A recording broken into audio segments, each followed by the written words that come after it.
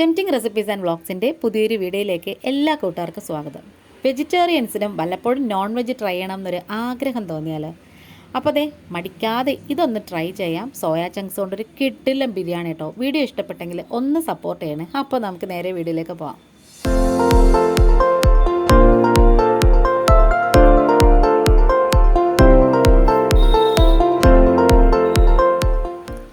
അപ്പോൾ ഞാനിതിൽ soya chunks നേരത്തെ തിളച്ച വെള്ളത്തിൽ ഉപ്പിട്ടിട്ട് പുഴുങ്ങി ഒരു 4-5 തവണ തണുത്ത വെള്ളത്തിൽ കുതിർത്ത് കഴുകി പിഴിഞ്ഞെടുത്ത് വെച്ചിട്ടുണ്ട്.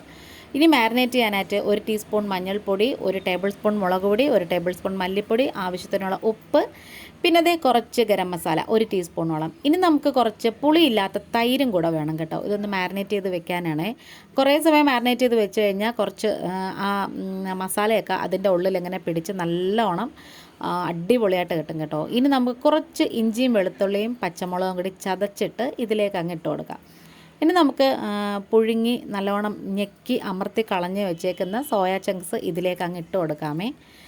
അപ്പോൾ അതെ വീഡിയോ ഇഷ്ടപ്പെടുകയാണെന്നുണ്ടെങ്കിൽ ചാനലൊന്ന് ലൈക്ക് ചെയ്യുകയും ഷെയർ ചെയ്യുകയും കമൻറ്റ് ചെയ്യുകയും സബ്സ്ക്രൈബ് ചെയ്ത് സപ്പോർട്ട് ചെയ്യുകയും ചെയ്യണം. മുടങ്ങാതെ വീഡിയോ ഇടാൻ കാണിക്കുന്ന ഈ മനസ്സിനെ, ഈ എഫേർട്ടിനെ ഒന്ന് കൂടെ ഒന്ന് സപ്പോർട്ട് ചെയ്യുകയും ചെയ്യണേ. ഇനി നമുക്ക് കുറച്ച് കാര്യങ്ങളൊക്കെ ചെയ്യാനുണ്ട്. അപ്പം അതിന് വേണ്ടിയിട്ട് ഒരു നോൺ സ്റ്റിക്ക് കടായാണ് ഞാൻ ഗ്യാസ് കത്തിച്ച് വെച്ച് കൊടുത്തേക്കുന്നത്. അതിലേക്കൊരു 2 ടേബിൾ സ്പൂൺ വെളിച്ചെണ്ണ ഒഴിച്ചു കൊടുത്തിട്ടുണ്ട്. ഇനി അതുപോലെ തന്നെ 1 ടീസ്പൂൺ നെയ്യും കൂടി ഒഴിച്ചു കൊടുത്തിട്ടുണ്ട്. അപ്പോൾ ബിരിയാണി ഉണ്ടാക്കുമ്പോൾ ഫസ്റ്റ് സ്റ്റെപ്പ് എന്ന് പറയുന്നത് സവാള മൊരിയിച്ചെടുക്കുന്നതാണ്. ഒത്തിരി കറുത്ത് പോവാതെ ഒരു ഗോൾഡൻ ബ്രൗൺ നിറമൊക്കെ ആകുമ്പോഴത്തേക്കും നമ്മളിത് വാങ്ങി വെക്കണേ. അപ്പോൾ കറുത്തൊക്കെ പോയി കഴിഞ്ഞാൽ ഇതിനൊരു കയ്പ്പ് വരും ഈ ഉള്ളിക്കൊക്കെ കേട്ടോ. നല്ല നേരിയതായിട്ട് അരിഞ്ഞെടുക്കണം, എങ്കിൽ നല്ല അടിപൊളിയായിട്ട് കിട്ടും. ഇനി നമുക്ക് അതേ ഇതിൽ തന്നെ കുറച്ച് ഉണക്കമുന്തിരിയും കൂടി നല്ലോണം മൂപ്പിച്ച് നല്ല ബൾബ് പോലെ ആകുന്ന രീതിയിലാകുമ്പോഴത്തേക്കും കുറച്ച് കശുവണ്ടി പരിപ്പും കൂടി അതിലേക്ക് ഇട്ട് കൊടുക്കാം. എന്നിട്ട് ഇത് നല്ലോണം ഇങ്ങനെ ഇളക്കി ആ ഒരു കളറൊക്കെ വളരെ ചേഞ്ച് ആവാതെ നമ്മളിത് കരിഞ്ഞു പോകാതെ വാങ്ങി വെക്കാമേ. അപ്പോൾ ആ ഒരു 2 സ്റ്റെപ്പും കഴിഞ്ഞു. ഇനിയിപ്പം അടുത്ത നമുക്ക് മസാലയൊക്കെ റെഡിയാക്കി എടുക്കണം. അപ്പം അതിന് മുമ്പ് ഞാൻ സോയാ ചങ്ക്സ് ഒന്ന് ഫ്രൈ ചെയ്തെടുക്കണം കേട്ടോ. വേറെ എണ്ണയൊന്നും ഒഴിച്ചിട്ടില്ല. അതിനകത്ത് തന്നെ ചെറിയ തീയിൽ കിടന്നിങ്ങനെ ഇങ്ങനെ മുരിഞ്ഞ് വരത്തക്ക രീതിയിലായപ്പോഴത്തേക്കും അതും കൂടി വാങ്ങി വെച്ചിട്ടുണ്ട് കേട്ടോ. അപ്പം ആ പുറം ഭാഗമൊക്കെ ഒന്ന് ക്രിസ്പി ആയിട്ട് ആ മസാലയൊക്കെ മൂത്തൊരു മണമൊക്കെ വന്നിട്ടുണ്ട്. ഇനിതേ നമുക്ക് അതിലേക്ക് കുറച്ച് വെളിച്ചെണ്ണ ഒഴിച്ചു കൊടുക്കാം. അപ്പം ഒരു 1.5 ടേബിൾ സ്പൂണോളം ഒഴിച്ചു കൊടുത്തിട്ടുണ്ട്. അതുപോലെ തന്നെ 1 ടീസ്പൂണോളം നെയ്യും കൂടി ഒഴിച്ചു കൊടുത്തിട്ടുണ്ട്. ഇനി നമുക്ക് ഓൾ സ്പൈസസ് ഒന്ന് മൂപ്പിക്കണം. അപ്പം കറുവാപ്പട്ട, പെരിഞ്ജീരകം, പട്ട, ഗ്രാമ്പൂ, ഏലക്ക, തക്കോലം ഇതെല്ലാം കൂടി ചേർത്ത് കൊടുക്കണം കേട്ടോ. എന്നിട്ടത് നല്ലോണം ഒന്ന് മൂപ്പിച്ച് വരണം. ആ പച്ച മണമൊക്കെ മാറി വരണം. എന്നിട്ട് നമുക്കിതിലേക്ക് ഇഞ്ചിയും വെളുത്തുള്ളിയും പച്ചമുളകും നമ്മൾ നേരത്തെ മാരിനേറ്റ് ചെയ്ത് വെച്ചപ്പോഴത്തേക്ക് കുറച്ച് എടുത്തിട്ടുണ്ടായിരുന്നു, ബാക്കി ഇതിലേക്കും കൂടെ എടുത്തിട്ടുണ്ട്. ഇനി ഇത് നല്ലോണം അങ്ങനെ പച്ച മണം മാറുന്നത് വരെ ഇളക്കിയതിന് ശേഷം നമുക്ക് ഒരു 4 സവാള, വലിയ സവാള തന്നെ കേട്ടോ, അതും കൂടി ഇതിലേക്ക് ഇട്ട് കൊടുക്കണം. നേരിയതായിട്ട് അരിഞ്ഞത്, ആവശ്യത്തിനുള്ള ഉപ്പും കൂടി ചേർത്ത് കൊടുക്കാം.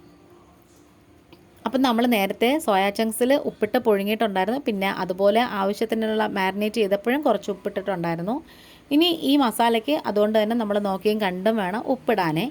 ഇനി നമുക്കിത് ഒന്ന് വാടി വരുമ്പോഴത്തേക്കും ഇതേപോലെ 2 വലിയ പച്ചമുളക്, അപ്പോൾ ഇത്രയും വലിയ പച്ചമുളകിന് വേണമെന്നില്ല, ചെറുതായാലും മതി. ഇത് നെടുകെ കീറിയിട്ട് 2ആയിട്ട് മുറിച്ചിട്ടൊക്കെ ഇട്ട് കൊടുക്കാം. പിന്നെ ഒരു കുഞ്ഞ് തക്കാളി അതും കൂടി ചേർത്ത് കൊടുത്തിട്ട് നന്നായിട്ടിങ്ങനെ ഒന്ന് വാടി വരുമ്പോഴത്തേക്കും നമ്മൾ മൊരിച്ച് വെച്ചിട്ടുള്ള സോയാ ചങ്ക്സ് ഇല്ലേ, അതും കൂടി ഇതിലേക്ക് അങ്ങ് ഇട്ട് കൊടുക്കണേ.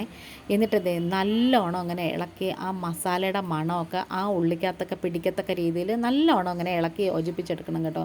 ഈ സോയാ ചങ്ക്സിന് മീൽ മേക്കർ എന്ന് പറയും. അല്ലെങ്കിൽ നമ്മൾ PSCക്കൊക്കെ പഠിക്കുമ്പം ചോദിക്കുമായിരുന്നു എല്ലില്ലാത്ത ഇറച്ചി ഏതാന്ന്, അതാണ് കേട്ടോ സോയാ ചങ്ക്സ്. അതുപോലെ തന്നെ വെജിറ്റേറിയൻസിന് ഇഷ്ടപ്പെടുന്ന ഇറച്ചി, അങ്ങനെയൊക്കെ അതിനൊരു പേരുണ്ട് കേട്ടോ.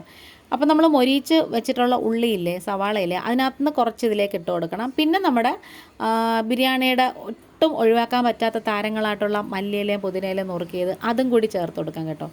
എന്നിട്ട് ഇതേ നല്ലോണം അങ്ങനെ ഇളക്കി യോജിപ്പിച്ചിട്ട് കുറച്ച് വെള്ളം ഒഴിച്ച് ഈ മസാലയൊക്കെ ഒന്ന് ബ്ലെൻഡായിട്ട് വരാൻ വേണ്ടി കുറച്ച് വെള്ളം ഒഴിച്ച് കൊടുക്കണം. എങ്കിൽ മാത്രമേ നല്ലോണം അതൊന്ന് പിടിച്ച് കിട്ടത്തുള്ളൂ.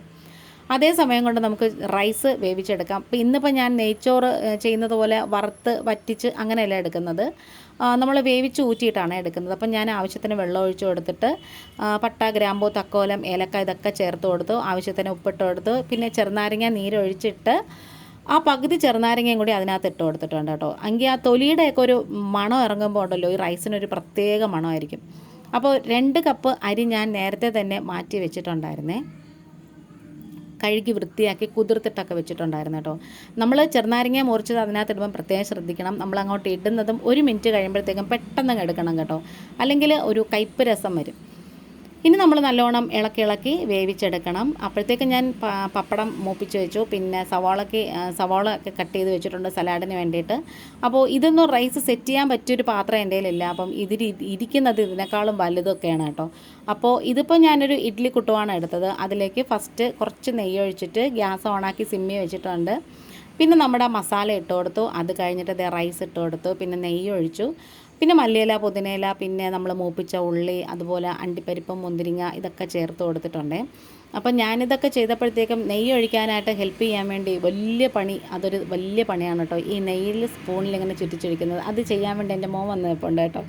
അവനിങ്ങനെ ഒഴിച്ച് തരുന്നുണ്ട്. അപ്പോഴത്തേക്കും വല്ലപ്പോഴുമൊക്കെ പിള്ളേരെ പറ്റിക്കണമെങ്കിൽ ഇതൊക്കെ കൊള്ളാം. പക്ഷേ എന്നും ഇത് നടക്കത്തില്ല. കാരണം പിന്നെ ഇച്ചിരി കടിച്ചു കുറച്ച് ബിരിയാണി എന്നാലേ അതിനൊരു ബിരിയാണി കഴിച്ചതായിട്ട് തോന്നത്തുള്ളൂ എന്നൊക്കെയാണ് പറയുന്നത് കേട്ടോ. പിന്നെ അതൊക്കെ കഴിഞ്ഞിട്ട് ഏറ്റവും ഒടുവിൽ നമ്മൾ ലെയർ ചെയ്തൊക്കെ വെച്ചു. പിന്നെ ഒരു 5-10 മിനിറ്റ് നല്ലോണം സിമ്മിലിങ്ങനെ വെച്ചിട്ടുണ്ട്, ഒന്ന് കറക്റ്റായിട്ട് ഒന്ന് സെറ്റായിട്ട് വരാൻ വേണ്ടി. അപ്പോൾ നമ്മുടെ വീഡിയോ വൈൻഡപ്പ് ചെയ്യാറായി വരുന്നുണ്ട്. വീഡിയോ ഇഷ്ടപ്പെടുന്നെങ്കിൽ പ്ലീസ് ഒന്ന് സബ്സ്ക്രൈബ് ചെയ്യണം. ചാനൽ ഇഷ്ടപ്പെട്ടെങ്കിൽ ഒന്ന് കട്ടയ്ക്ക് സപ്പോർട്ട് ചെയ്ത് കൂടെ നിൽക്കണം കേട്ടോ. അപ്പോൾ നമ്മുടെ മസാലയൊക്കെ അടിയിൽ കിടപ്പുണ്ട്. പിന്നെ നമ്മളിത് സെർവ് ചെയ്യുമ്പം ഇതേപോലെയാണല്ലോ. അപ്പം ഞാനിത് ഡൈനിങ് ടേബിളിൽ കൊണ്ട് വെച്ചിട്ടുണ്ട് കേട്ടോ.